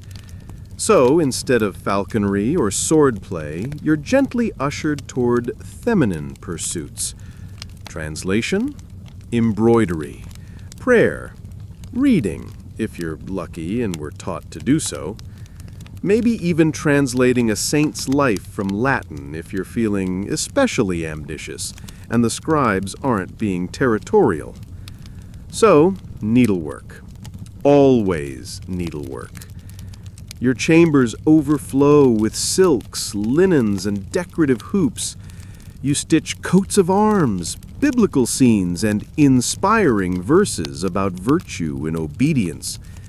Occasionally, you sneak in something cheeky, like an angel with your husband's nose, but mostly it's hours of threading, pricking your fingers, and nodding solemnly when someone compliments your humble industry. You also collect relics. Yes, that's a hobby. Tiny bones in velvet cases, vials of holy dust. And once, legend has it, a queen possessed a fragment of the Virgin's veil that suspiciously resembled cheesecloth. You display them on a little shrine, light candles, and sometimes use them to win moral points with bishops. For variety, there's always music. You might pluck at a harp, warble a hymn in a carefully controlled falsetto, or listen to minstrels perform songs about tragic maidens, victorious knights, or doomed romances. You sit through it all with a pleasant half-smile and occasionally wonder if the lute player is deliberately tuning his instrument for 30 minutes just to test you. What about games? Yes, acceptable games exist. Chess, of course. It's both symbolic and politically appropriate. Every move is a metaphor. You're always the queen piece, obviously, although ironically, it's the most mobile and powerful, unlike your actual life. There's also dice, but gambling is frowned upon, unless it's for charity. Sometimes you play a storytelling game where each courtier adds a sentence. You once derailed it gloriously by suggesting the hero fall in love with a swan. No one quite knew what to do with that. Historians have found scraps of writing, notes, poems, even riddles composed by queens and noblewomen during these stolen hours. Was it a true outlet, or just another way to perform intellect with embroidered punctuation? Scholars are still debating that. Here's an especially quirky pastime from one Iberian court. The queen's ladies were known to train snails. No, really. They'd race them across polished tables, paint their shells with harmless dyes, and even assign them names. You have no idea whether this was a satire, a boredom-induced breakdown, or the beginning of a very niche religion, but you kinda love it. Sometimes, though, you just stare out the window. At the courtyard, at the gardens, at the sky. You imagine walking into the woods and not coming back for hours, for days. You imagine a world where your time is your own. Then, a knock on the door reminds you, you're scheduled to examine 12 bolts of tapestry cloth and choose the most edifying one. Another thrilling day in the Hobby Palace. It's late afternoon, and the light in the chapel turns everything a soft gold. You sit near the front, hands folded in your lap, your face composed into an expression of serene contemplation. Behind you, the stained glass flickers with tiny images of saints doing glorious things you'll never be allowed to do. And beside you, slightly too close to be casual, is your chaplain. He's a kind man, or he seems like one, older, scholarly, usually smells faintly of old paper and clove oil. He's been by your side since your coronation, assigned as your personal spiritual guide. He's read you psalms during pregnancies, offered philosophical answers when you asked if heaven includes cats, and given sermons that almost make you forget how drafty the chapel is. But here's the thing. You can never be sure who he's really loyal to. Is he your confessor or your husband's mouthpiece? Is he an instrument of God or of the crown, or both, or neither? In this world, spiritual guidance often doubles as surveillance with incense. He listens well. He murmurs responses that make you feel heard. Sometimes you say more than you should about your frustrations, your fears, the way your sleep has been haunted lately by dreams of crumbling towers and crying children. He always nods, always offers scripture, always reassures you with the practiced warmth of someone who's memorized every page of both the Bible and court etiquette. Historians still argue about the role of royal confessors. Some insist they were genuine counselors, beloved and trusted. Others suggest they were embedded informants, placed specifically to track a queen's moral steadiness and any seditious thoughts she might whisper in prayer.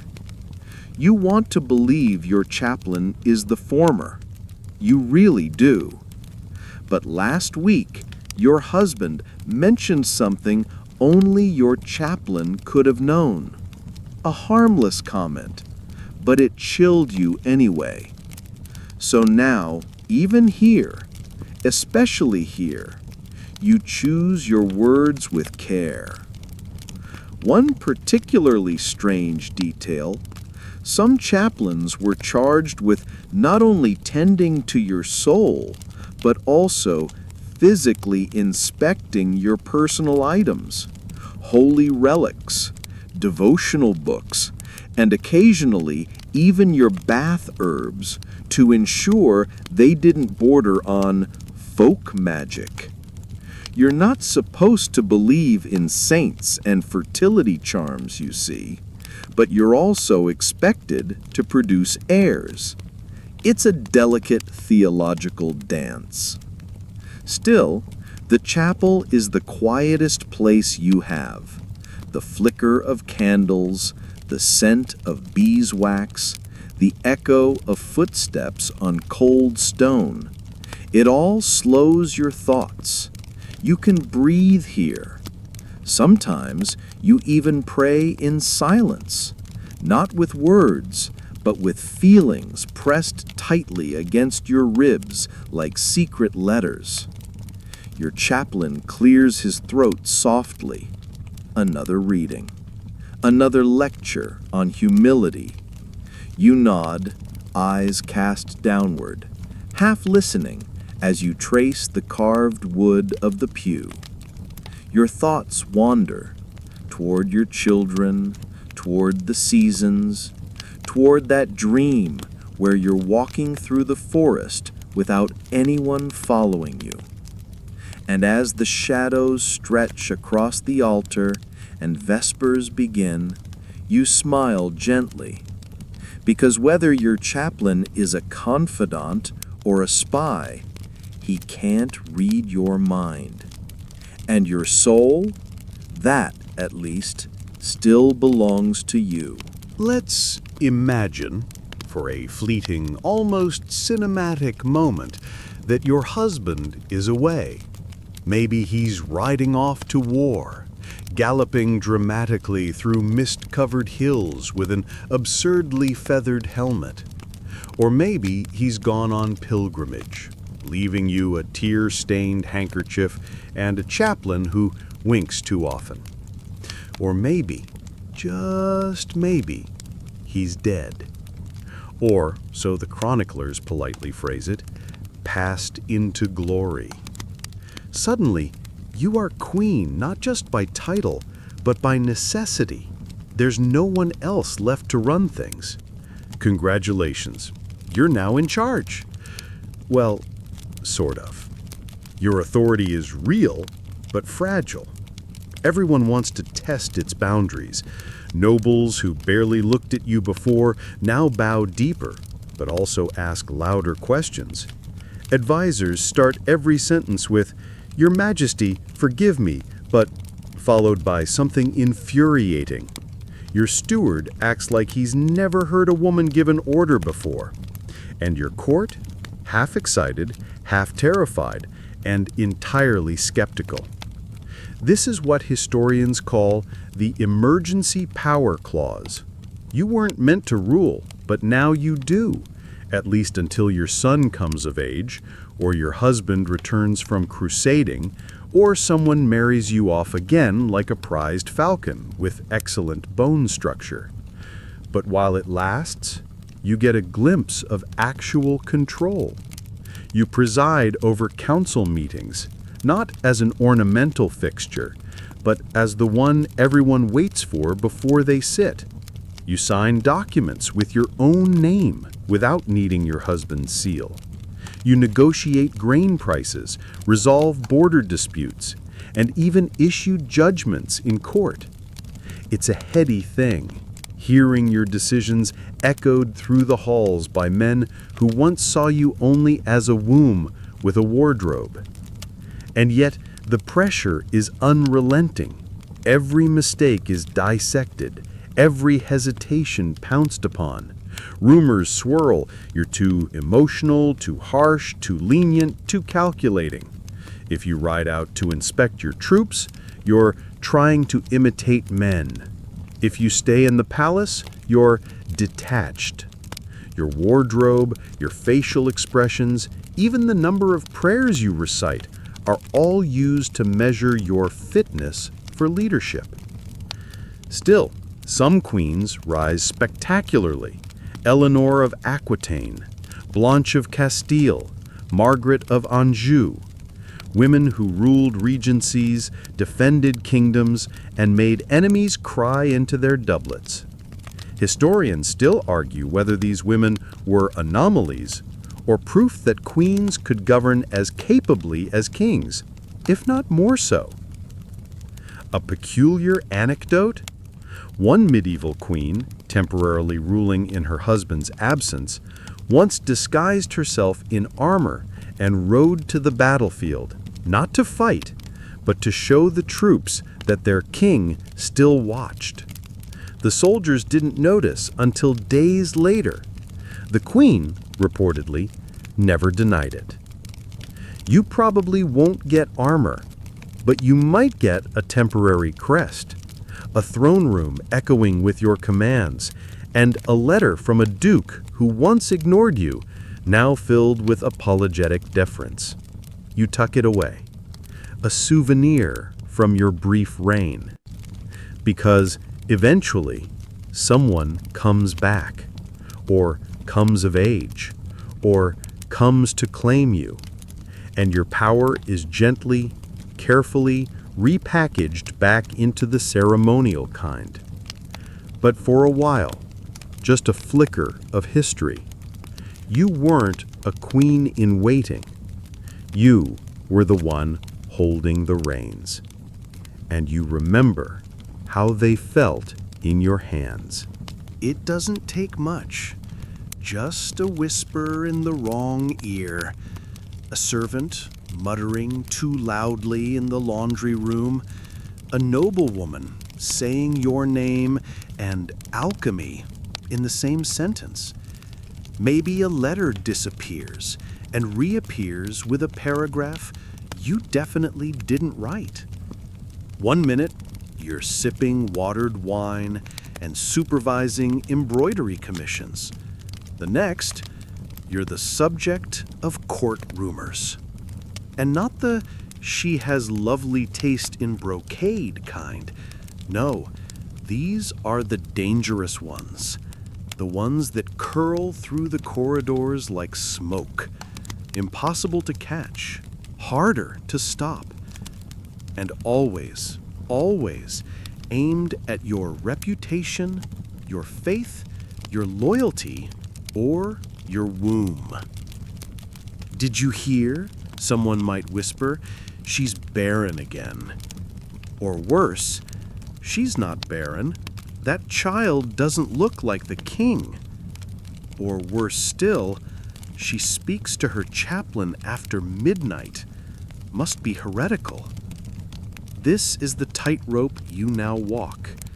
Too quiet, and you're cold. Too outspoken, and you're meddling. Too many religious donations, you're buying salvation. Too few, you're godless. One misplaced look at a visiting knight, and suddenly you're lustful. One diplomatic comment about grain shortages, and you're plotting against the crown. And the most insidious thing, the accusations don't have to be true. They just have to be believable. Historians still debate how much of this gossip truly harmed queens, or whether it was just idle, aristocratic drama. But several royal women, brilliant, capable, dutiful, found themselves imprisoned, exiled, or mysteriously dead because someone with influence decided their reputation was no longer useful. You get letters from foreign courts that mention the rumors without mentioning them.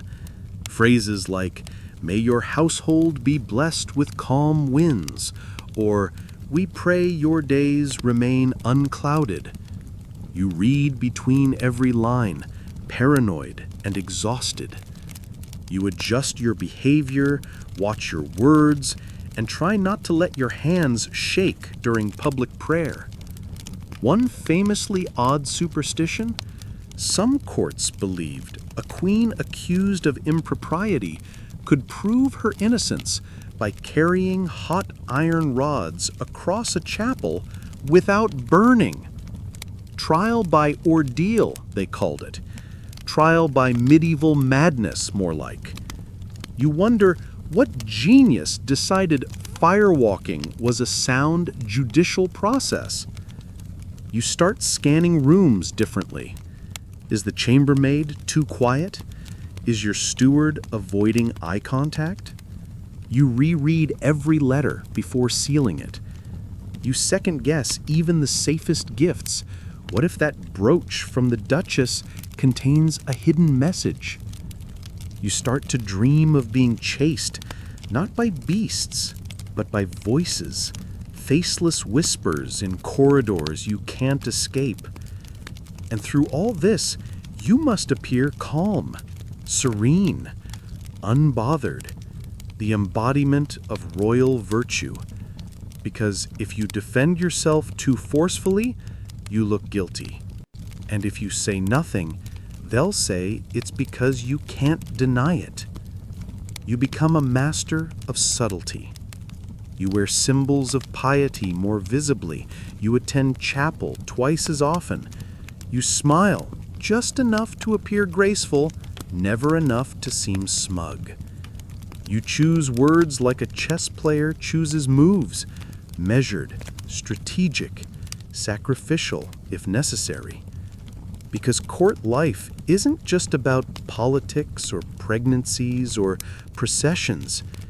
It's survival by reputation. And your crown isn't just gold. It's paper thin and flammable. You always knew it might come to this. Queens don't get to retire with a pension and a pleasant view of the vineyard. No, your options for not being queen anymore are, let's say, limited.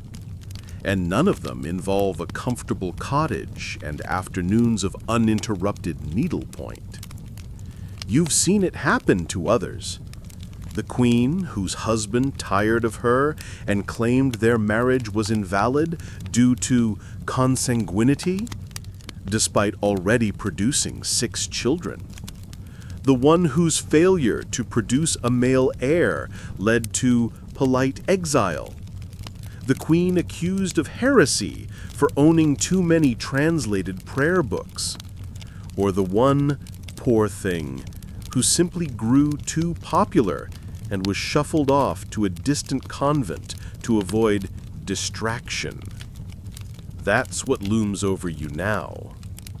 Exile, cloister, or execution. Exile sounds the most pleasant until you realize it means being packed off to a crumbling estate with half your household dismissed and your income slashed. You'll be under guard, of course, for your safety, and everything you say will still be reported back to court. You'll still be queen, technically, just not the kind anyone listens to. Cloistering is more respectable, especially if you're religious or willing to pretend. A quiet abbey, a garden of bitter herbs, a small library. You're expected to renounce worldly things, which includes your titles, jewels, and any opinions about foreign trade policy. You may get your own cell, or you may share with 3 overly devout noblewomen who snore. You'll pray, embroider altar cloths, and spend your afternoons in a haze of incense and passive-aggressive silence. And then there's the final option, the one everyone pretends isn't a possibility until it very much is. Execution. A queen can be accused of treason, of witchcraft, of adultery. And once accused, your crown offers little protection. You may be given a trial, public, humiliating, stacked against you. You may be offered a mercy, like the sword instead of the axe. You may even be spared, only to be imprisoned in a tower, alone, until you vanish from the chronicles like a footnote inked over. Historians endlessly dissect these downfalls. Was Queen X really guilty? Did Queen Y actually write treasonous letters? Was Queen Z plotting to escape, or just writing bad poetry? No one ever knows for sure. The only certainty is this: when a queen becomes inconvenient, the world finds a way to remove her. One deeply unsettling tradition. In some royal courts, queens facing political disgrace were forced to make public confessions while draped in black and stripped of their jewels, an echo of death before the sentence was even handed down. Symbolic funerals for the living. So you watch for signs: a coldness from your husband, less frequent appearances at council, an invitation to retire for spiritual reflection, a few guards outside your chamber who weren't there before. You smile, you pray, you send letters. You hope your children are safe. You hope your legacy, whatever it is, outlasts this. Because in the end, Queens don't get to simply fade away. They get rewritten or removed. And every day you wear the crown, you wonder, quietly, beneath the pearls, how will they end my story? The scroll is heavy in your hands, bound in red silk and smelling faintly of beeswax and old ink. It's the new family tree, updated, illuminated, blessed. Your name is still on it, delicately etched in gold leaf, but your eyes skip over it as they scan downward, past your own children, past their little faded ink faces, to her name, the new queen. Or perhaps it's your daughter, your granddaughter, maybe even some great niece married off to a distant prince and now styled as Her Majesty. She wears your crown now, sits on your throne, sleeps beneath the same painted ceiling where you once counted cracks and dreamed of forests. And you realize the crown is just something that gets passed down. They say it's an honor, a calling, a divine right, but really it's a family heirloom, like an uncomfortable brooch that no one can get rid of because it looks impressive in portraits.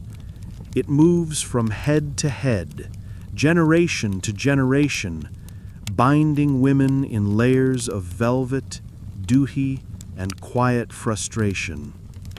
You once imagined your daughter would be free, that things would change, that she could marry who she chose, speak more freely, reign more boldly.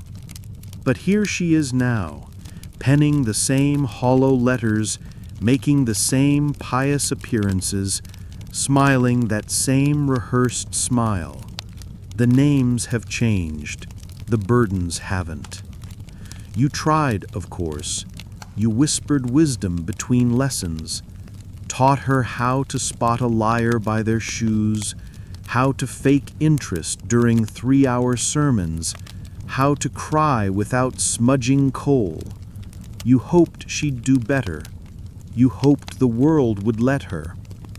Historians often reflect on legacy, how queens influenced culture, politics, art, but very few ask what it meant to leave behind a version of yourself still bound by the same rules. One scholar wrote that queenship was immortality via imitation, which is a beautiful way of saying your daughter gets your jewelry and your headaches. And yet, oddly, she's proud. You see it in the way she carries herself. She quotes you.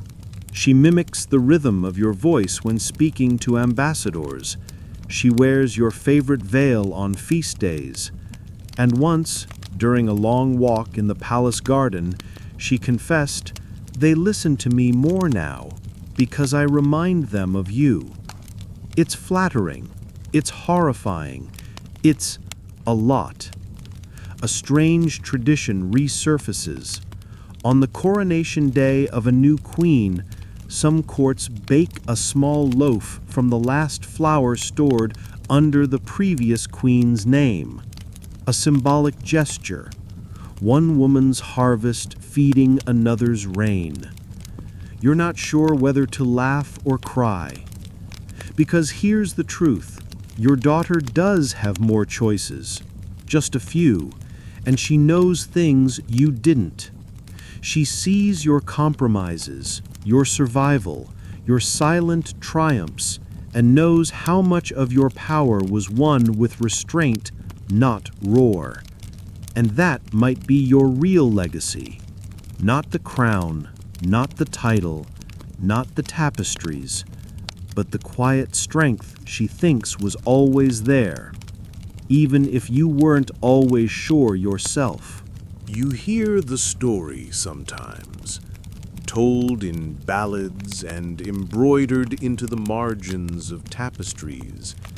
A princess, beautiful and wise, sleeps for 100 years, undisturbed, untouched, until she's awakened by love.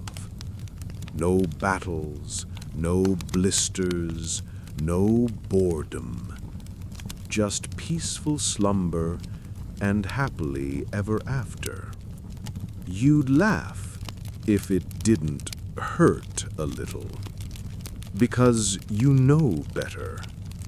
You've lived the truth of being a queen, and it has very little to do with fairy tale slumber and everything to do with the weight of staying awake through it all. From the moment you were betrothed as a child, your life has been a series of tightropes between appearance and authenticity, survival and submission, elegance and endurance. You didn't get to sleep through the centuries. You lived every minute of them, wide-eyed and back straight, even when your heart wanted nothing more than rest. The crown, for all its glitter, has always been heavy. A circle of gold lined with invisible terms and conditions. You weren't born to rule, perhaps, but you were taught to endure. And endure you did. What they won't remember is the quiet. The long days filled with duties that no songsmith will ever set to music. The hours spent writing diplomatic letters no one will quote. The political marriages you orchestrated. The alliances you salvaged with a glance. The children you soothed during thunder and court drama alike. There's a scholarly debate, of course there is, about whether medieval queenship was empowering or imprisoning, as if those are two separate things, as if you can't be caged and clever, as if your stillness wasn't sometimes the sharpest weapon in the room. You didn't get a magic spindle. You got a needle and thread and a never-ending parade of ceremonial obligations. You didn't fall into an enchanted sleep. You stayed alert, even in grief, even in illness, even in betrayal. You kept your back straight during public mourning. You answered questions with a tone that suggested answers. You blessed festivals you privately loathed. You read the room like a chessboard, and you played. And yet, despite it all, there's beauty. There always was. In the way the light hit the chapel window on feast days, in the hush of snow in the courtyard, in the way your daughter once reached for your hand during a long, unbearable sermon, in the letters you wrote but never sent, pressed with wax and hope and tucked in your prayer book. There's a strange little tradition. In some noble houses, queens had night chronicles, tiny journals they kept beside the bed to record dreams or spiritual thoughts before sleep. Most are long lost, but one remains, filled with neat, deliberate lines. Today I remained calm when he lied. That is power too. So no, you didn't get Sleeping Beauty's escape, but you got something harder, something more enduring. You were awake for every moment, and you wore it all, grief, joy, boredom, beauty, like a second crown no one could see. The throne room is quieter now. The courtiers walk a little more softly, their whispers gentler, their glances not quite so sharp. They bow lower. The pages fumble less with your hem. Even your ladies in waiting no longer flutter around you with nervous energy. They've seen you hold court in sorrow, in strength, in the dull weight of daily survival. And now they watch, because they know what you know. You're nearing the end of your reign. Not in scandal, not in exile, not even in illness, at least not yet. But time moves even in palaces. The torch passes whether you reach for it or not. Your hair is streaked with white now, even beneath the veils. The embroidery in your lap takes longer. Your eyesight softens, and you find yourself pausing during meals, not from exhaustion, but from listening. Listening to the next queen, the next power, the next story forming in the shadows of your own. And that's the truth, isn't it? You were never the story's center. You were the scaffold, the still figure in the background of every tapestry, who made it all look effortless while swallowing the weight. Now you begin to let go. The throne may pass. The court will shift. The new queen will wear your gowns, altered, of course, and sit where you once did, correcting the same steward and calming the same restless nobility. She'll face new dangers, new rumors, new expectations wrapped in old patterns. And you'll watch, quietly, from your solar or your distant manor, or perhaps even from a convent window, your prayers tinted with amusement and the occasional knowing sigh. They'll remember your name in pieces, your alliances, your children's marriages, the scandal you didn't cause, the one you survived. They'll tell stories in which you're brave or cold or clever, depending on the teller. But none of them will know what it really felt like to always stand, to never rest, to carry power like a secret. Still, you've left traces. The laws you gently adjusted, the orphanage you quietly funded, the noble woman you protected when no one else would, the girl you once were, now etched into the hands and habits of every daughter of every court. The crown was never yours to keep, but the grace with which you wore it, that was yours alone. And now, as the halls dim and the last torch is extinguished for the night, let your breath settle. Let the weight of silk and stone and duty melt away. Picture the quietest part of the castle, your chamber, tucked beneath wooden beams and draped in tapestries faded with age and memory. There's a fire crackling low in the hearth. The smell of beeswax and lavender lingers faintly in the air. The world, at last, has quieted. Outside, the stars blink behind a gauze of cloud, but they don't need to shine for you. You've done enough. You've endured enough. You've carved your name into history with silence and survival.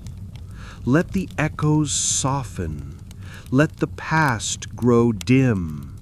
It's all right now. You don't have to write letters or host banquets or smile when your heart aches. You don't need to brace yourself for the next rumor or the next round of applause. There's no ceremony left tonight, only rest. So close your eyes. You've ruled long enough, felt enough, fought quietly, fiercely enough. And now you sleep.